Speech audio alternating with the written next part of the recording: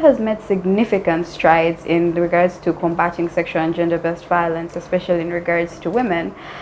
Though this is the case, women still face substantial challenges in regards to access to justice, whether it be stigmatization, the lengthy legal processes, or even lack of knowledge about where to go in the case that these things happen to them. Even identifying that sexual and gender-based violence has occurred to them can be a trial in and of itself. Central to this battle against sexual and gender-based violence are the women's rights organizations. They have made significant strides over the years, and yet we still face a number of trials. So the question today is on the state of access to justice for sexual and gender-based violence survivors, as well as the role women's rights organizations can play in seeing this horrid activity to a stop. So with me today, I have a very illustrious panel that will be discussing this topic. I shall introduce them from my extreme left. Coming in on my extreme left, we have Miss Aloyo Nyeko Omega. Omega is a feminist lawyer and the communications officer at FIDA Uganda. Good afternoon, Omega. Welcome to the show. Good afternoon. I'm happy to be here. Very happy to have you. Right next to her, we have Miss Nancy Catherine Ayot. Nancy is a lawyer, a writer, a feminist, and of course, a women's rights activist. Welcome. Good afternoon, Nancy. Thank you for having me. Thank you for having us. And then right next to me, we have Miss Anne Niwagaba. Anne who will be bringing a very special perspective to this conversation. That is the perspective of the average Ugandan woman. Is a business development manager at Sikia Studios, and we are very excited to have you here, the voice of the women. I am excited to be here as well. Thank you very much.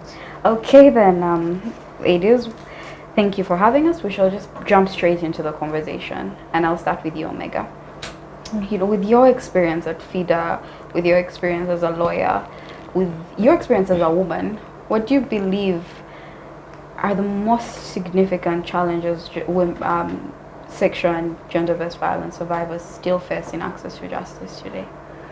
The challenges that survivors and victims face, you would need to know exactly what sexual and gender-based violence is. Yeah. So there is this temptation to just say SGBV, but then there are two components in SGBV. There is a sexual nature of it, and then there is the gender-based violence nature of it. So, simply put, SGBV is those acts that are perpetrated against a person's will simply because of gender norms. So, the will of a person is in question. So, if this act is sexual, if it is physical, it can be something as denial of access to a resource. It can constitute SGBV as long as a person's will is violated because of gender norms. And I'm a lawyer, so you have to start with the Constitution. It's so cliche, but in the Constitution, under Article, is it 33? It says that women have the right to, to have equal access to dignity, right? Dignity, it makes me happy that the Constitution would use a word like dignity. It sounds like a sentimental word, but every person has the right to dignity, to say that I am of myself, I have a will, you get, to have things like liberation. The same Constitution under Article 21 talks about having access to equality, being equal in all forms of it. So that's a great starting point when you're going to talk about sexual and gender-based violence, because you have to know what does the Constitution say. Because the Constitution is the perfect state that we should be at. When we open that book, it should be a reflection. It's not a book, okay, but because it is in a book, I say it's a book. When we open that law of the land, when we open it, it should be what we see in society. Yeah. So if the Constitution is saying that you have the right to live a dignified life, you have the right to be equal, to be free from discrimination, pain, suffering, all those things, and then you open the book of the world and there is sexual and gender-based violence, there is a discrepancy. So now that's how you know that there is a problem. Just moving away from that and going to statistics, there was a national survey on violence against women, and that survey it should be 2020. It was saying that 2020, right? 2020-2021. It was saying that 45% of there is a 45% lifetime prevalence of violence among ever partnered women. So if you look at ever partnered women, the words there that got me were lifetime prevalence. Like this thing is happening at that rate. Then when you look at children, children before the age of 15 had reported sexual abuse, right? So think of yourself at 15, you must have been saying S2, you were just a young girl, your breasts had not yet even, you're just in that adolescence phase. But if half of children had reported that they had experienced sexual abuse, then you know that there is a challenge. So all this I say just to give us some background on what exactly is the state of affairs in this country.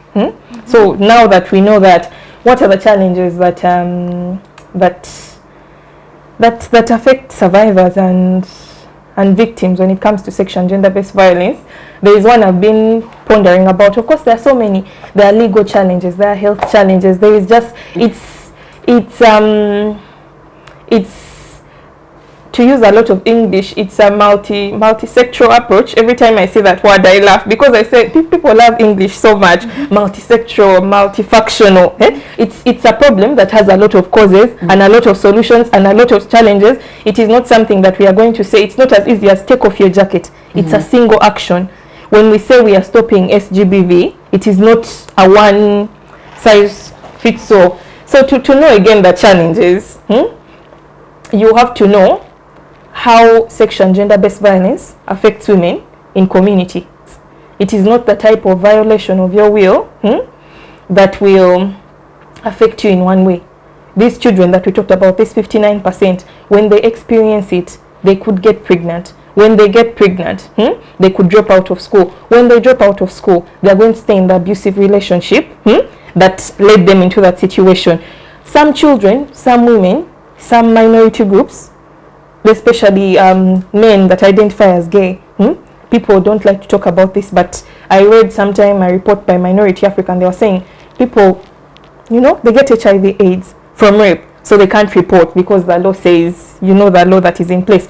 But all of this again to say that sexual and gender-based violence affects the people that it affects. When it happens to you, it's not going to affect you. It's not going to affect you. It happened, let's report to the police and get done. No, it is a problem that is going to affect different layers of your life. It is the type of problem that will even speak to the poverty rates in this country, because these 59% children, right? If some of them have experienced it, dropped out of school, gotten pregnant, they are not going to go to school because they're not going to school. They're not going to go to the university because they're not going to the university. They're not going to have the chance to be on this show, you get.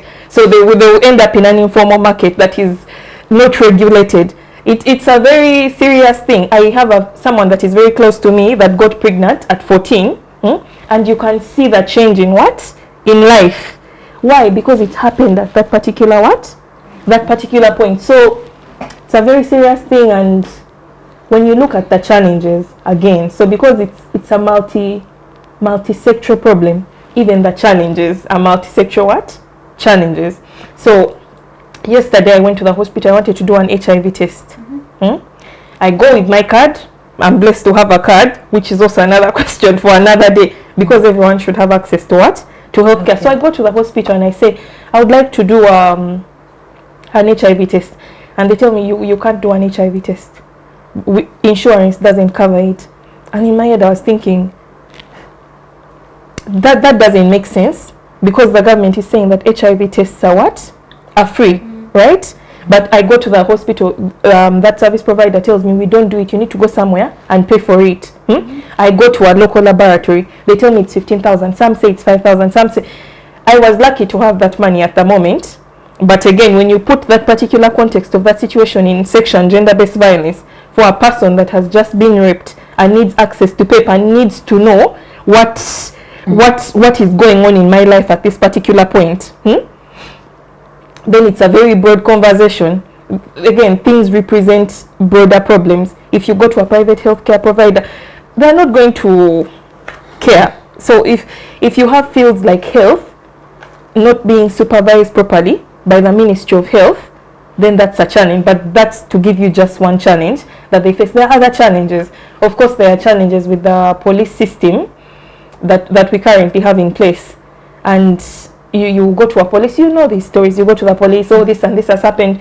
As FIDA Uganda, we did a study under one of our projects. It was called PISCA. It was funded by the general support of the French embassy. So under that study, we did immediate state access, immediate response of state mechanisms to section gender-based violence. So when you experience section gender-based violence, what is the immediate state response, right? So we studied from when it happens, then you go to the police, then you will see the challenges. Access to justice, by the way, is not something that just happens that, okay, this is justice. No, it is a procedural process. Someone has been raped, they go to the police, they are telling them, okay, you go and look for your abuser. That is one of the things that we found in that study. It broke my heart that victims in Arua, that study was done in Arua, victims in Arua were being told by the police to go and bring their abusers. So if someone has overpowered me and violated me, what makes you think that I have the physical capacity, let alone the mental capacity, to go and apprehend them and bring them and report them? So there are those challenges. I remember the OCCID of Aivu police station, he gave us another one. He said that my office doesn't have a door, yet this is where people are supposed to watch, to report. So if you read that statement on the face of it, it just sounds like his office doesn't have a door. It sounds like a man complaining for a door. But again, you go back to the nature of sexual and gender-based violence cases. Anyone that has been raped does not want to sit in an office and narrate the audio without the right to to privacy. So these small challenges, some of them can be fixed by budgetary issues, some of them by capacity building, but not to speak so much on the topic, but the challenges, you have to look at them from an angle of that is wide. Is it health? Because this thing is not only affecting you. Is it health? Is it the legal system? Is it that there is a case backlog? If there is a case backlog, for example, I won't quote the exact statistic, it should be somewhere, but it was talking about how the conviction rates are low for sexual and gender-based violence cases. You know how serious these cases are, but they had very low conviction rates. It was something, say, I'm just giving a broad figure of what it could look like 444 out of 2,000 and something cases. Does that even make half? No. But if you look at it, the issue is not at the judiciary. The issue is this side, access to justice, right? The issue is this side with documents like the police form 3. You go for the police form 3, they are making you pay for it. So how are you going to... So the issue is not this side, that conviction. The judge may not have a lot of power when you don't have evidence this side. So the challenge is, just to quickly wrap up, you have to look at it again from a multi-sectoral approach to say that this issue in society, how does it affect different people, right? Okay, if it affects their health, if it affects their livelihood, if it affects their well-being, if it affects their reproductive and health rights, which is also another conversation. When you're raped as a woman, it doesn't just affect small tenets of your life. It affects your reproductive health rights, which is something very serious. You could become a mother at 15, which is not a joke. You know the current state of economics in this country. For you to drop out of school and start to raise a child, or for you to have your urethra, blown apart into 1,000 bits. So, just summarily put, those are some of the challenges that I can mention for now. But later on in the conversation, I'm sure I will share more. Yeah. Okay. Thank you so much, Omega. When you speak of the police people in Aurora telling a lady, oh, go and bring your assaulter to me. I had a friend who actually had an incident where she was by her border guy, she was assaulted by him, and she was nearly assaulted by him, and she was just saved by a car passing by. And so she goes to the police station right as soon as it happens, because she's a lawyer, and they tell her, but you don't look assaulted. Yeah. You don't look assaulted. That has really stuck with me. So we see it every day. And maybe, sorry, just to interrupt you, when we speak about that, about police telling victims to go and look for their assaulters, there is such a thing as the sociological point of law. that things are happening in society. It is not just paper and pen, it is the why, right? Yes. Let's look at the society. What is happening? So you go to the police station, the policeman himself, he doesn't have a door. If he doesn't have a door, he doesn't have fuel. You understand? So sometimes it's not to say that the police is maliciously doing it. Of course, there are those that will maliciously do it because, again, because of culture, because of societal norms, because someone will say, how could you be assaulted, right? Or things that we have had. She was wearing a short dress. I hate that. I really, it pisses me off so much when people say things like, oh, your breasts were showing, or your dress is completely short.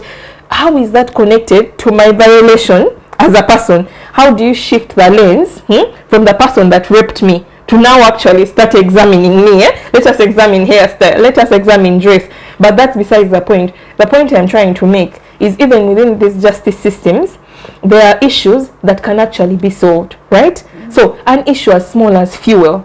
If a police officer is constrained to the point of not having fuel to go and look for the perpetrator, you know, it will become a game of now what do we do? Now can you get this person and you bring them? So you understand? One of our cases, because I work in communications at FIDA, I get to read some of the stories that come through from the field. They were handling the child and family protection unit in a certain area was under the mango tree, right? Because there was inadequate space. So how are you going to handle those cases? If you're talking about something like a survivor-centered approach, no? You're saying that let us look at the survivor. What are their wishes? How do we make sure that the well-being of the survivor, whether it is physically, emotionally, psychologically, we are considering this well-being of this person? How are you going to do that under a mango tree for an SGBV case? Yes. Thank you so much, Rebecca. As usual, very, very insightful. And I would like to bring you into the conversation. Ameka has made a point of it being a multi-sexual dynamic in place in regards to SGBV. But then the question, I want to take you to society as an average woman. I know as women, the thing about it is that you grow up always pondering the possibility. Either it has happened to you and you've just maybe missed being raped by a car driving by, or you are in public and you were lucky enough to push the person away, or something happened. But even though that doesn't happen, you're always pondering what will happen to you if you were raped. You're always pondering what will happen, where you would go, how you do it. And so my question comes in regards to society. Does society make it easy for a lady or a girl who has faced sexual and gender-based violence to actually find safe space, from your churches to your family to your friends to the police station? Do they make it easy for you to be heard, to be seen, to be felt? Do they give significance to your voice? Thank you very much. And my answer, a general answer to that is absolutely not.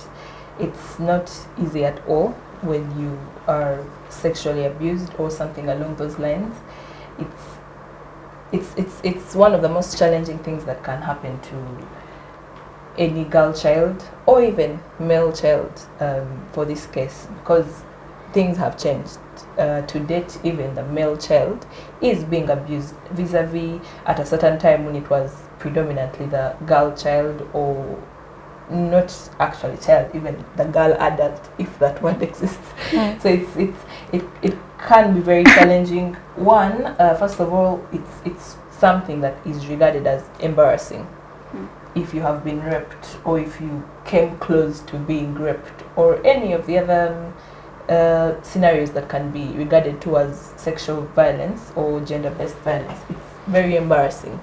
So it's difficult to go to the police stations or to the churches, and why it is embarrassing is because people have not been empowered with knowledge. Our leaders have not been empowered with this knowledge. Our parents, our teachers in schools. So, you know, if I know I'm going to be embarrassed towards my teacher, who is ideally supposed to be my safe space, I might not even tell them. And it's also known that the many cases that are reported are actually few of those that actually happen. in society, it's usually when like a young girl gets pregnant, her mom or her aunties or her parents are going to force her to keep quiet because the mother thinks she's going to get embarrassed. Of my daughter got pregnant, how will the other women in the community look at me? Yet that's defilement. It could have even been a case of rape or any other dangerous cases. So yeah, it's not an easy thing at all. The police, like she was saying, has very many challenges. I'll use a scenario that is different from, that is aside sexual violence, but in regards to the police. So there is a time we were faced with the challenge of someone who was at the edge of committing suicide, like they literally wanted to jump off a top floor of the building. So when we called the police, the response from the police was that for us, we don't help those who want to kill themselves. But when they die, you can call us and we come and collect the body. Oh. So I know that's aside sexual violence, but if they can give such a response towards suicide, what response will I get when I go and tell them my uncle tried to, do A, B, C, and D? Yeah, so it's very challenging, and there are no safe spaces. There is no ample information regarding this issue, and in my opinion, some of the solutions go to the very bottom of the pyramid, to everyone in society.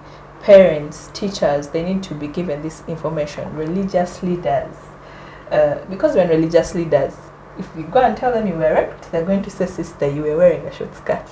Why were you moving at that time of the night?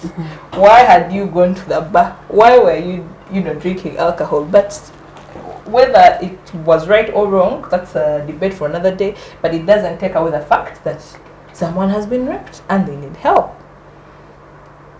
Yeah. Thank you so much. And when you speak of society's response to it all, I remember when I worked with ONET, one of the things that came up was that it was in Namutumba, so a little girl, she was 9 years old, she had been defiled by her father over and over again, and her mother had a mental health issue. So there was really no support structure around her. And one of the things that came up was when one of her uncles reported the situation to the office at ONET. The family turned against him. He had to flee to a whole other district, and the mother kept on saying, imagine losing our son for a girl. He had been taken, he had been imprisoned, and they kept on saying, imagine losing our child. All the family members refused to take in this little girl. She was, to this day, she does not speak. She's the level of mental trauma. This was a 9-year-old, anally defiled by her father over and over. She got HIV, and still her family said, we can't lose our son for a girl. And these are things that are happening every day. But yes, Nancy, I'll bring you into the conversation right now regarding your lawyer, your women's rights activist. Taking all that into account, the legal frameworks in this country, from the laws, are the laws in place? Are the laws followed? Then the training. What do we need to do to get through to our judicial, our law service providers? What do we need to do to get to streamline that dynamic, to make it so that a woman can go to a police station and she's heard, and that case will be transmitted to the DBP, and that case will be transmitted to a court of? What do we need to do? Thank you so much for the question. I am so glad for the background from every speaker on the panel. My take is that some of the laws, for example, the Constitution, on certain levels are perfect. And I'm not saying that everything is how it's supposed to be, because, like Victor said, like the law reflects what the society wants in place, But one of the biggest challenges that has been in this country has been enacting laws that actually support the rights of women, especially the rights against sexual violence. Because from the very beginning, when you sit in law school and they're talking about the history of, say, rights of women, say in a marital relationship or in any other pre-existing relationship, they cannot own property, they cannot, like, women are de-enfranchised from the very beginning, and we get some rights, we lose some. It's like every time there is some sort of progress, then another narrative takes root. I honestly believe that if the mindsets of people, if the advocacy that we are doing today was good enough, if the society had the right thinking cap, because of the advocacy that we do, everything would be fine. Because then a girl would go and report, and she wouldn't be profiled on whether or not she's a perfect victim. Because there is the whole idea of who a perfect victim is supposed to be. Like going to a police station, not every woman who is, say, raped, albeit raped brutally, will have bruises. You know that? Not every person who gets sexually assaulted has some scars to show for them. Not every person who has been beaten or any other man of thing, because some people think that this is a conversation about the conduct of a person, and yet it's a conversation about the humanity of a person. That's why it's a human rights issue to begin with. So the whole idea that that there are laws in place and that these laws will do what they have to do, it doesn't exactly work, because we have laws in place. We have the Domestic Violence Act.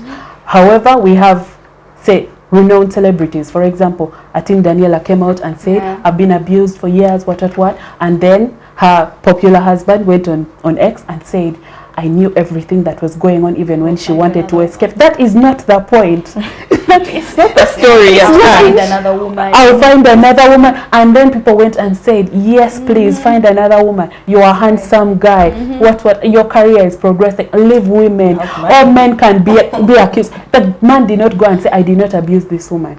He said, I knew when she was going to escape. And no one has gone to apprehend him. No one has gone, because these are crimes against the state. Why isn't the police knocking at his door and saying, oh, I'll bet there is no complainant, but that is something that he should be questioned about. They should have invited him to the station to give some to answer some questions. Because, and then another story currently on Twitter is the lady whose 14-year-old was raped by her husband. Now the story shifted to how she has been trying to steal the Haji's property. And all those people are like, oh, bad women like this. My daughter was raped. Even if I was trying to steal property, sue me another day. You get. But the thing is, by the time you reach the police station, even the police came out to say, we have evidence that shows that this young girl was raped, and yet people kept bashing this woman. And I don't know if this is fact, but like right now she cannot even stay where she used to stay. Like there is no home for her because of these narratives that are going on. It's like people perpetuate the narrative so much that there is nowhere to report to begin with. I believe that in order for these laws to be implemented successfully, in order for the victims to be vindicated, we need to reshape the narrative, because there is an intentional retrogressive narrative against women's rights. It's like everyone thinks that a right, like a woman's right, should be subject to argument. Does she really deserve it? Was she a perfect victim? Where was she? Or even what type of life did she live? Well, even a thief can be raped. Like, you could steal something and go out on the street and still get raped. The point is, someone mutilated your soul. This is not something as simple, like Victor said, it's so multifaceted. It's different, because this is someone who comes, I believe, as a person who works in mediation, we believe in, conflict resolution, don't take it to court yet. However, one of the issues that I don't think should be subject to mediation is sexual violence, because that one, there is no excuse. The matter is not whether, or it's not a conflict. That is not a conflict. In my opinion, in my view, it's not a conflict that needs to be litigated upon, or once we know for sure, which is the law, once we know for sure that this person has been, is guilty of the crime beyond a shadow of doubt, they should be put away from society, in my opinion.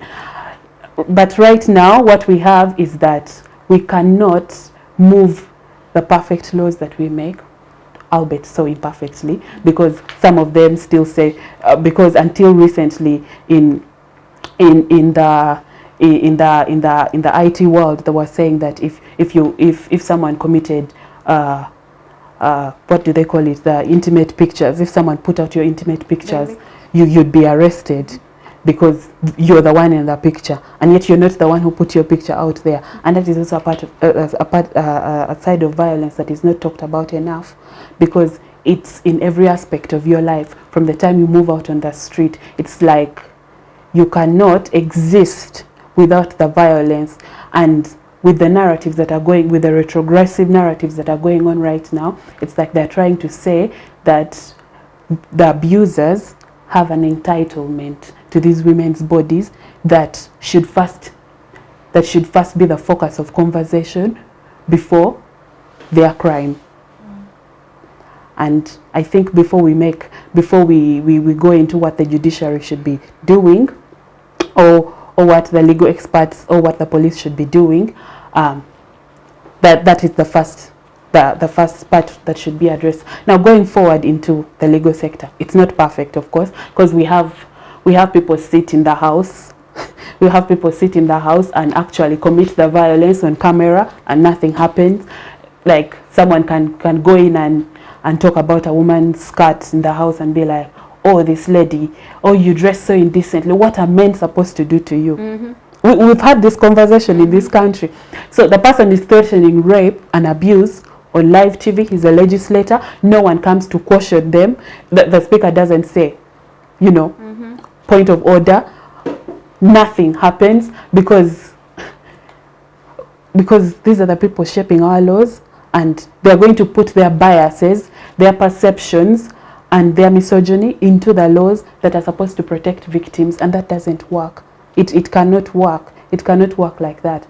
But also, when you find in these laws, when they're litigating them, you find that the representation is not enough.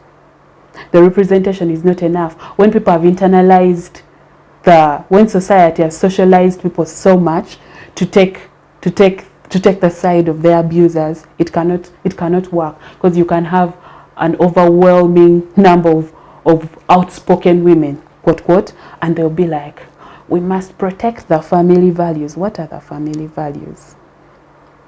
We must protect the family, because those are the family values that are going to reflect in our laws. They're going to reflect in our policies, and it needs a whole other training. And even if we actively train people will come out and say, all these feminists are brainwashing women. They're taking things out of scope, and yet we have whole institutions dedicated to actually train rapists and women to accept that they should be raped or that they should be abused.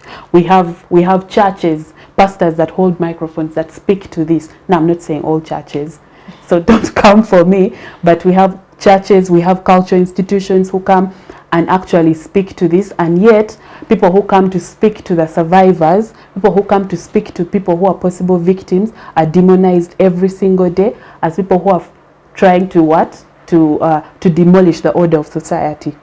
It's a rotten order of society, mind you.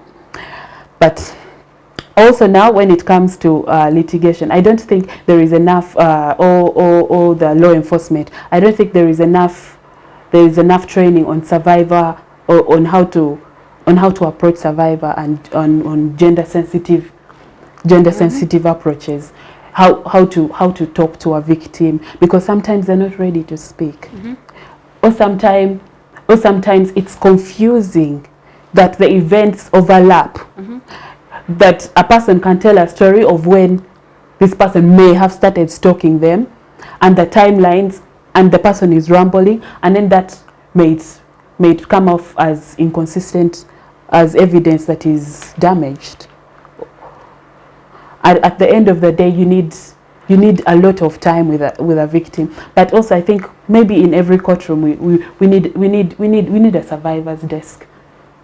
We need that, because you could be talking about something else. We could be talking about domestic violence, but half of the time, no, 80% of the time, where there is domestic violence, there is indeed sexual violence.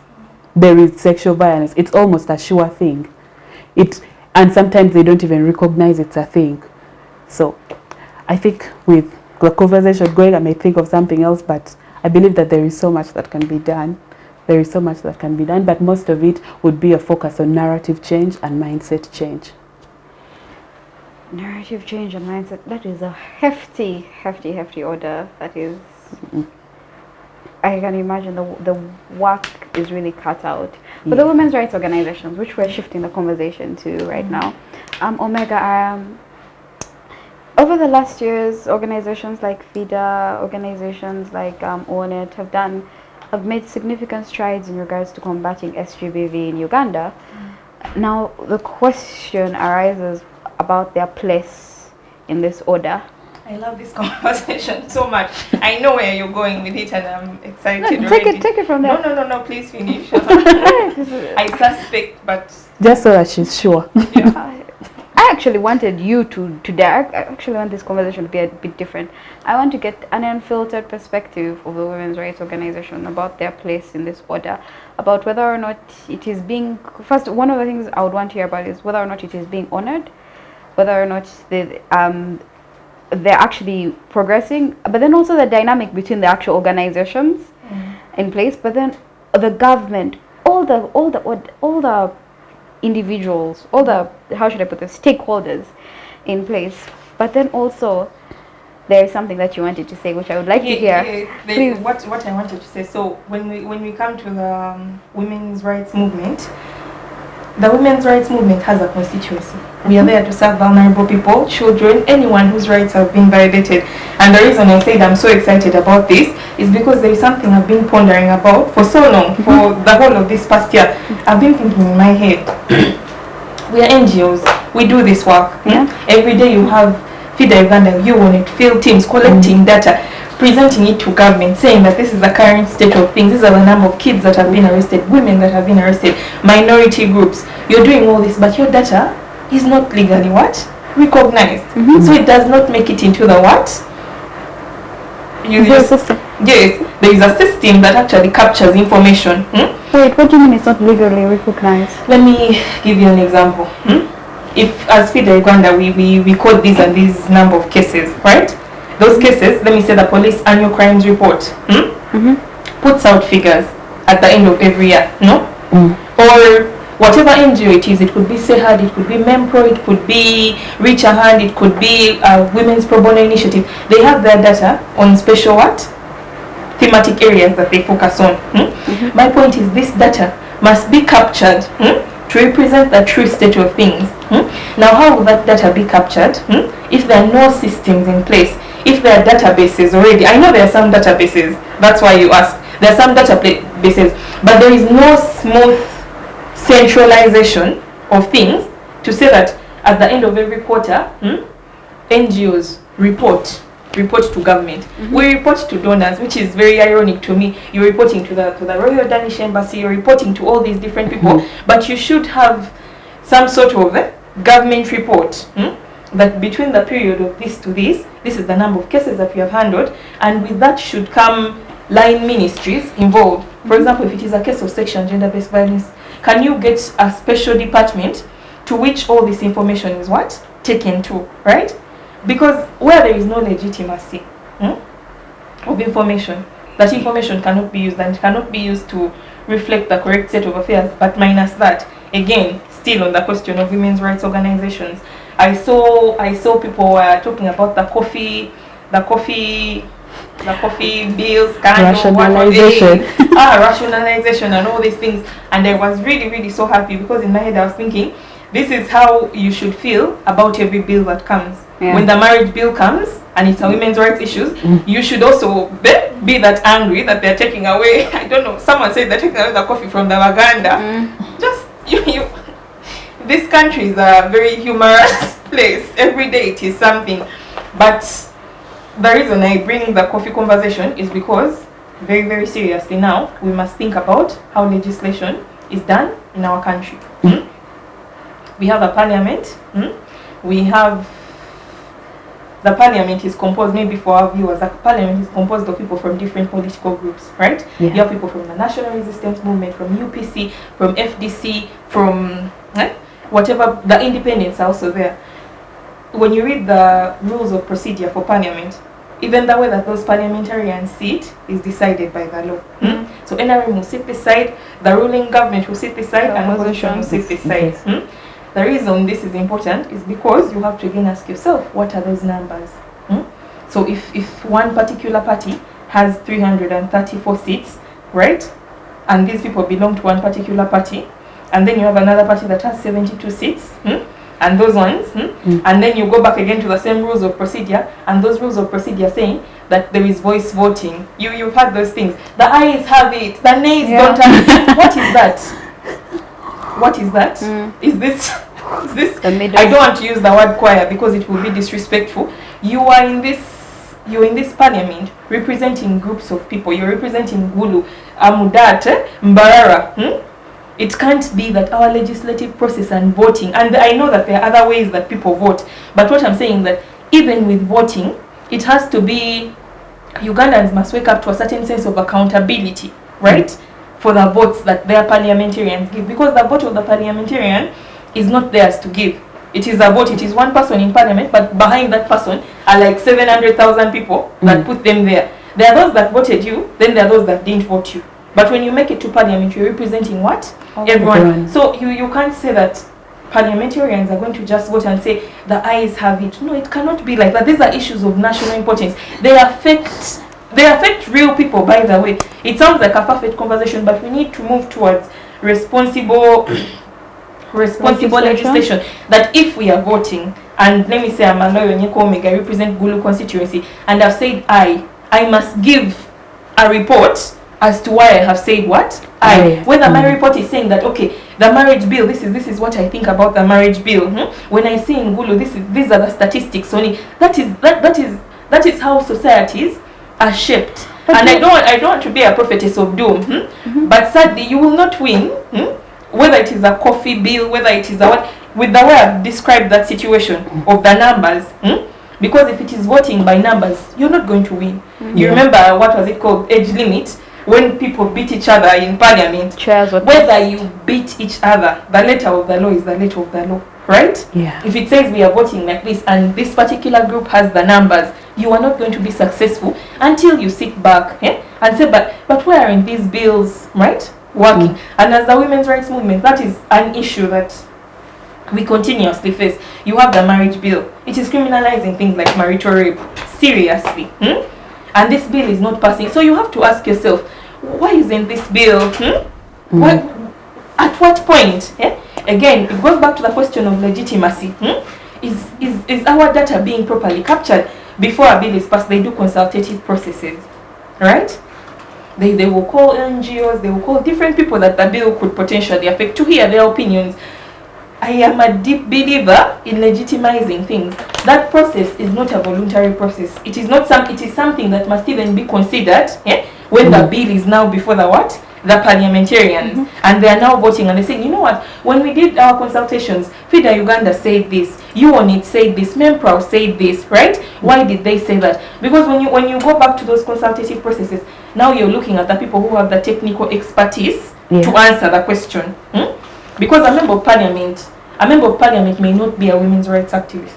And may not have all that knowledge and information. But during those consultative meetings, there are people who are dedicating, and when I say dedicating their time, to look at every clause of the bill, to say that this word could potentially mean this and it could affect this person like this. So this information, the whole legislative process from consultation to when the bill is first read, to when it is argued out, you must sort of get a microscope. You remember microscopes? And look. And one of the microscopes that I deeply believe in is to move towards an accountability form of legislation. To even say that you voted like this, great, where is your report? It can be a 50-page report. It can be a 1-page report. It can just be you saying, I voted like this because I wanted. Then, to take the accountability further, put this information on the parliamentary website and say that the coffee amendment bill or whatever it is, forgive me if I quote it the wrong way, right? This is how our members of parliament voted. This member of parliament voted like this. Here is their rationale for voting like this. That is when you have what? Success. Again, still moving away from that. When we look at, again, the composition of parliament, minus the numbers, minus the politics, you have special interest groups. You have the UPDF, right? You have workers being represented. I said it once on this show. I said that it is about time that we have someone that is from the civil society, right? Yeah. In parliament. Because they serve a constituency too. They serve vulnerable people. Even moving away from just having them being there, by the time you can recognize that workers are a special interest group and they may need someone to air out their what? Their challenges, or to give their perspectives on things. Then the same should be done for women. I know that there are women's MPs and all of that, and all that is great. But to say that you need civil society with all the expertise it brings in regards to women's rights to sit there, because even let me ask you, how is a bill brought about in parliament? It is a member of parliament that brings it. So as civil society, you may have all these issues on your mind, and you're saying, we need to change this, we need to change this. But if the gate is there, and you're not the one supposed to table it, you will not table it. So the legislative process as it is, it needs some deep introspection, first of all, in as far as making sure that there is accountability for choices that are made. Because when I use the word choir, imagine you're in the August House, the very honorable August House. I say, aye, nay, nay, aye, nay, nay. You just need now a conductor. That is all that you remember, Catholics. That is all that is left to conduct the choir. But it is this process is so serious, because whatever comes out of that house is going to affect whoever is in Gulu. Even the things that you talk about on SGBV, the sexual offences bill, I can give an example, right? So it is a bill you want to get different sexual offences and put them under what? One law. So that when you go before court, you're not looking for a crime in the penal code in this. So sexual offences are scattered all over different different laws in the country. So you could have a sexual offence in the Domestic Violence Act, in the Prevention of Torture Act, in this act, in this act, in this act. So by the time you're reaching that phase of prosecution, you have to do a lot of work. But if you have a single sexual offences bill that someone can just open and say, this person has violated this and this and this laws, these laws in the sexual offences bill, that makes access to justice very easy for people that have experienced it. So, but just to answer you, what is the role of the women's rights movement? And I personally believe that role will come with a certain form of legitimization and legal representation by the government, whether it is in terms of our data, whether it is in terms of representation in parliament, but most especially whether it is in terms of a legislative process that recognizes each stage of legislative drafting, like a legislative process that encompasses from when it starts. Those consultative meetings, I wish you could attend them. People go and just sit, a huge big bulk. You have someone from UNIT, from FIDA, and you're just sitting and you're saying, okay, the word education, what could it possibly mean? No, I don't think. No, that can't be what it is. This a third, what about the 2/3? And these people are making spirited arguments, and they come up with reports, and they submit their reports. And what is the end game has nothing to do with the report. If you read the final thing, and you read the report that came out of this, you think you were dreaming. You were dreaming. No, you don't dream the experience. Your report, the things that you say in your report, don't make it, or the bill just fizzles out somewhere. So that legislative process is it's a very crucial bit, because the parliament has constitutional power to make laws. And any law that is not, let me tell you, if there is a gap in the law somewhere, someone is going to feel it. The more vulnerable you are, the worse the pinch is. You feel it. You know, speaking of the consultative process, last year I represented ONET at a joint marriage bill consultation with FIDA. It was a whole end of last year, and one of the things that really stuck out to me was a statement made regarding the record. It was a specific clause of the bill, and someone said, but the other members of parliament, referring to the male members of parliament, will not stand for this. It was regarding cohabitation. Of course it was regarding cohabitation, but they will not stand for this. And just like that, they said, maybe let us consider placing this at the back. Putting this on just shelving this for a moment so that we can push the bill and it can actually pass. And so I'm just thinking that in everything that happens, we must first place the rights of women at a secondary level to please a certain demographic.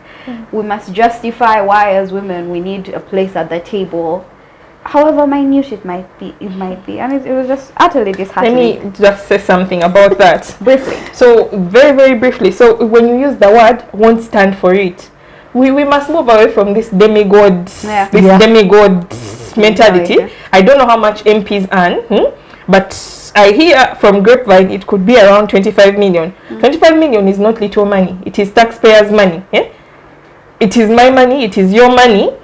So whoever is in parliament and has a very big car and won't stand for it needs a serious reality check as to who actually put them in parliament and who they serve. So again, it goes back to the question of accountability.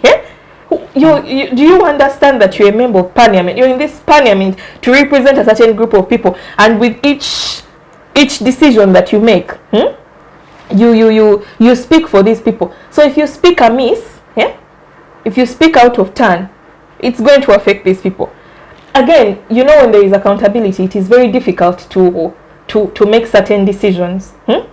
If they bring a certain, in one of those consultative meetings, I remember one member of parliament, when he was talking about marital rape, and I know you've probably heard of this before, this member of parliament said that when a plane is taking off, and you've heard that thing is so famous and people know it a lot, that when the plane takes off, can you bring it back? And he was, in regards to marital rape, he was saying that when he has started the process with his wife, and the woman says, no, I withdraw my consent, I don't want this. He cannot go back. That is problematic. So now, if you tell a person that when you vote, you write that down, so that we put it on the website as your justification. And even when bills are before the August House, it is not just looking at a law in its entirety. It's not looking at a law in its entirety. It is by clause. The whole bill can't fail because of a clause. Start to look at the bills stage by stage. So, yes. Okay. Thank you so much, Rebecca. Our time is really, really fast spent. See, we'll bring you straight into this conversation regarding economic empowerment of women. When you speak to the average woman, we can empower women legally, we can empower women socially, but once a woman is left out of the economic pool, what do you think how do you think that plays into her being a survivor of SGBV? And then how can we as society empower women economically, but then how can also the women's rights organizations empower women sustainably, economically, for them to be able to stand a chance? What does economic empowerment mean to standing a chance against SGBV? Thank you for that question. I'll begin with a small story. It won't take long. But someone was telling me last time that in my village, I come from Agago, it's a town called Kalon. They said that older women, like in their 80s and 70s, are leaving their husbands to go and stay with their daughters or sons, because because of the things that the men did to them in their marriages. So they're saying, now that I have an out, I will go, I will leave. Now that there is somewhere for me to go, I will leave. And then they brought it up as a male loneliness pandemic. Of course. A male loneliness pandemic, that older men have no one to do this domestic work for them or the care work for them, because their old wives, who are equally, weak, cannot stay in these relationships to do this thing for them. I also brought it to the reality that 10 years back, that must have been when we were in high school, we had older sisters, the millennials, they were talking about, oh, I found a good husband, will get married, he should be rich, what. And well, the narrative is still there. People still want to get married to a man who's a provider, quote, quote. These days, more women are saying, I need to have my own money first, or I need to have a place to run to first. And this speaks to the realization that economic empowerment, or having your own money, or having somewhere to run to, gives you a stand in this. It means that someone is not going to treat you a specific way. However, it is not a guarantee. It is not a guarantee, because at the end of the day, we also understand. I think Omega can speak to the fact that a lot of women who are being abused in their homes will not leave. Yeah. They will not leave. They'll say, I will stay in my marriage. I will stay in my marriage. This is what I must endure, because they've been socialized that way. And I think it's about, I go back to my first point, you liberate somebody's mind first before you liberate them economically. Because at the end of the day, if somebody got assaulted on the street, say someone slapped someone's bum on the street, it is only 1 in 5 girls who go to the police station straight up. Or even 10 girls. Most people would just be like, how could he? They could get offended, they could react to the situation, but not many of them know that it's an indecent assault. Not many of them know that they can actually take this person as a perpetrator of what? Of sexual violence or harassment. And the thing is, if a person knows that I should not be able to stay in this situation, and that they are validated from the very beginning, then things will not work out. Because I also remember in our high school days, they told us stuff like, do not wear earpins, you will attract the boys. Don't wear earpins. What do earpins have to do with sexual attraction? Okay. I am not speaking to people's kinks or anything like that. But what are you doing telling a 12-year-old girl that she's going to attract a boy? Or haven't you heard of the narrative of confident girls who speak their minds being labeled as fast girls? Yeah. Yes. Oh, that one is fast. That one is fast. That just puts a target on a person's back. So I think it's a lot about liberating people's minds, and then we can go ahead to tell them that, you know, when you have your own money, you know, you can have a gate where you can let someone in or not, or you can record this person doing this to you and actually take them to court, and if money was needed, you could hire a good lawyer for this type of thing. So I believe that economic empowerment is a very big tool to liberating women from sexual violence, but it also gives us the power to speak out, because we know, as in classism, only the person who has a certain stance can actually say some things. Professor Sylvia Tamale can say sexual violence is bad. However, a woman who lives on her husband's income, somewhere in the rural area, where she has to serve the entire extended family food and get opinions on whether or not she can leave the house, will not say that I don't want to sleep in daddy's hut tonight. You get? Yeah. Like, it's very interesting that you mentioned that someone who is experiencing violence would stay in such a situation, because I think I read a statistic that said that someone who has experienced gender-based violence, or domestic violence rather, it will likely be on the 7th attempt that they leave. Yes. That they will actually, finally cut ties completely. 7 times.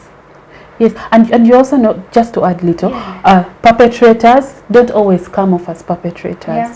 Sometimes they appeal to people's sympathy, and as women, we are very empathetic, and we want to understand people. And a woman, the husband will say hit her today and forcefully engage in intercourse, and then he'll be like, I am so sorry, you made me angry, what, but here is 100,000, go do your hair.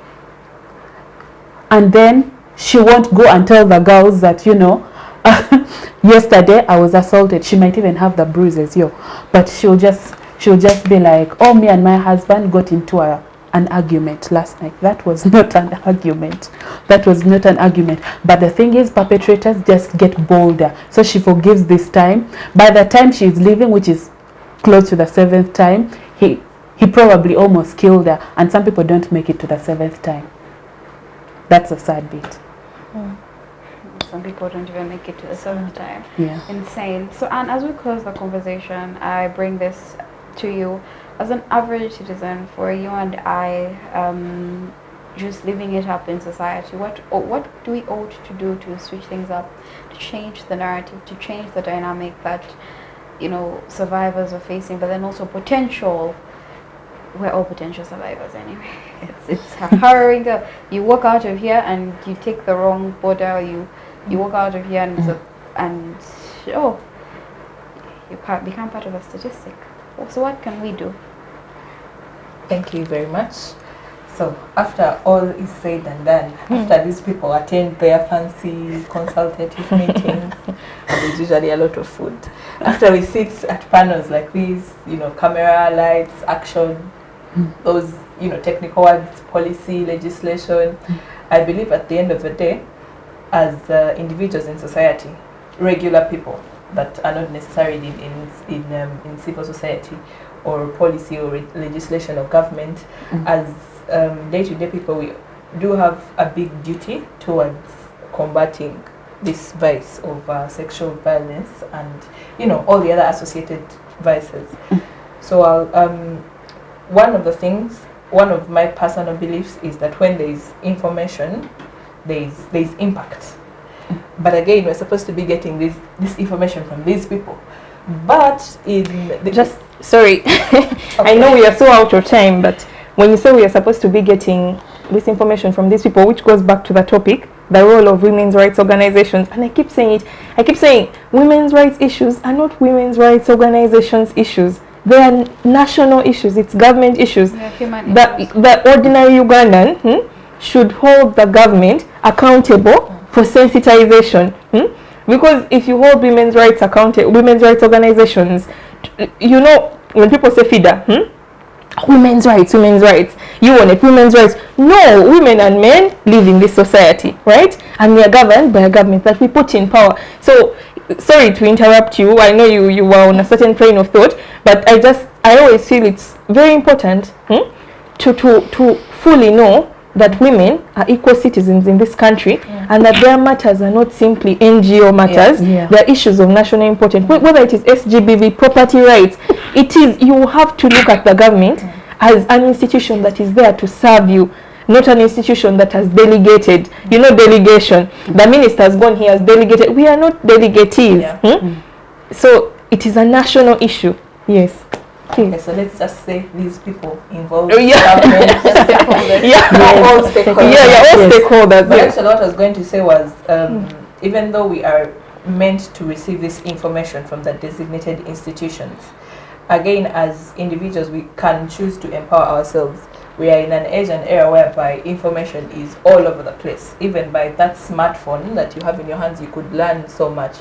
So it's our duty to give ourselves foundational information of all these things. Because there are instances where we stigmatize people, but from a place of ignorance. And, she might come and tell me, after lectures, that the lecturer was telling me A, B, C, and D. He, tried to touch my bum, and I might tell him, don't make it a big deal. He just touched you. It's just a bum. Other people are being touched also. But unknowingly and from a place of ignorance, I do not know that could build up to something very severe, something that could even be life-threatening. So I believe that as individuals, we should empower ourselves with as much knowledge. We should take on that role to find this knowledge and know, what is this, what does this mean. Up to date, there are very many people who don't know what sexual violence actually is. When you talk about sexual violence, people think of a girl in the bush, 5 men holding her, and then one of them is raping her, and then yet there are very many other dangerous things of the like. Then secondly, like I said earlier, our parents our teachers, we should teach our children from a very young age what some of these things are, so that they're able to sense them and know, this could lead to this. This is inappropriate. As a parent, make it easy for your children to come and tell you, teacher Sam was as if. Yeah. And that's the way that, that's where the kids report. As if. I know a very wonderful lady whose parenting style is, unless you are actually an uncle or an auntie, her children shouldn't call you auntie or uncle. Likely everyone who is older than you is auntie and is uncle. You find a stranger with their child at the shopping mall and you say hi and the child is like, hi auntie, but I'm not your auntie. So this parent's thought is, a child is going to think, because this person is uncle, I am safe with them. Because this person is auntie, I am safe with them. So unless you're actually an auntie or an uncle, an auntie and uncle I think is a sibling to either of the parents, then you are Mr. Asimwe, Mr. Niwagaba, Mr. whatever, because that way the child is going to know, okay, if this person is just Mr. Peter can't just tell me to go with him to a shop to buy a sweet and I just go, no, I am not safe with him. So some of these things, we can begin solving them from parenting styles, teaching styles, like I said, empowering ourselves with information, and then to the point of as potential survivors or even as potential victims. I do not agree with sexual violence at all. It's something very terrible, but I cannot rule out the fact that even as small as the extent is,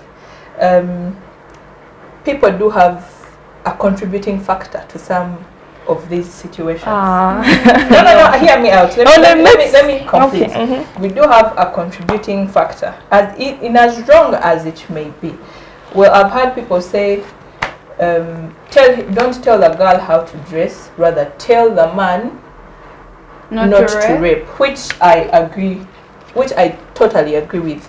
And at the end of the day, a raper is a raper. They will rape anyone, whether they are in long dress or, because we've even seen mad women on the street that get raped.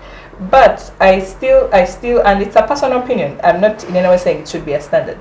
I still think, and I still realize the fact that sometimes as women we have a contributing factor, and we should learn to protect ourselves by setting certain boundaries.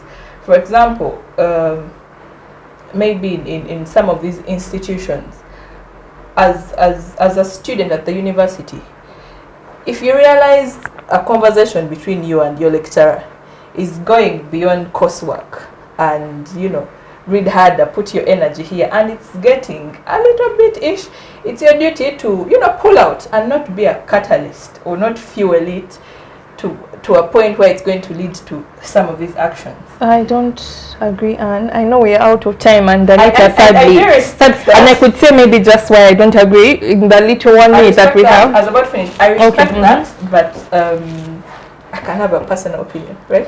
Yes, you can have a personal opinion, but you see, when you say contributing factor, when someone has been sexually violated, there is the abuser and there is a victim, right?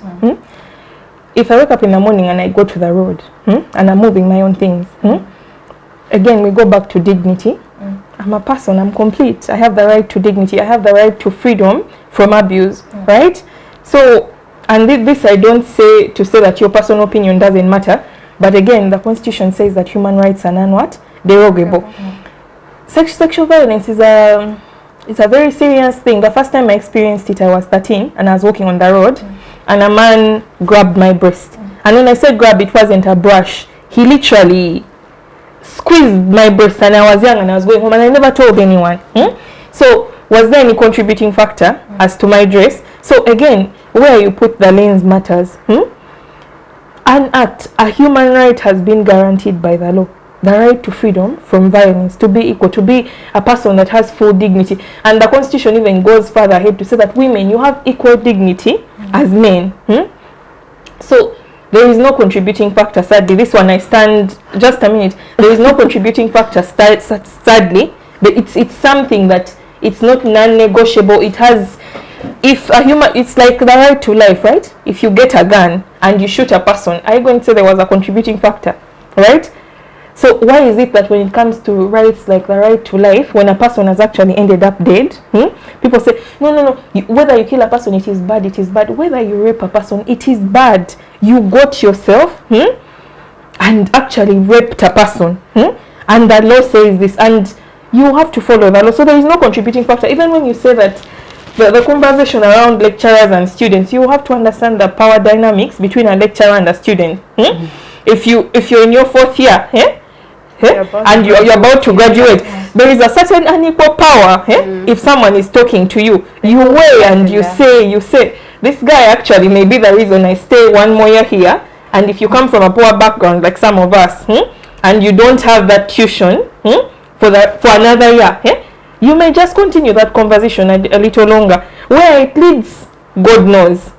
So there is no contributing factor, sadly. And maybe again, we are out of time. Something I want to say is, I really like what you shared about parents talking to their children. Sex is something that is in African culture. It is not talked about. It is a taboo.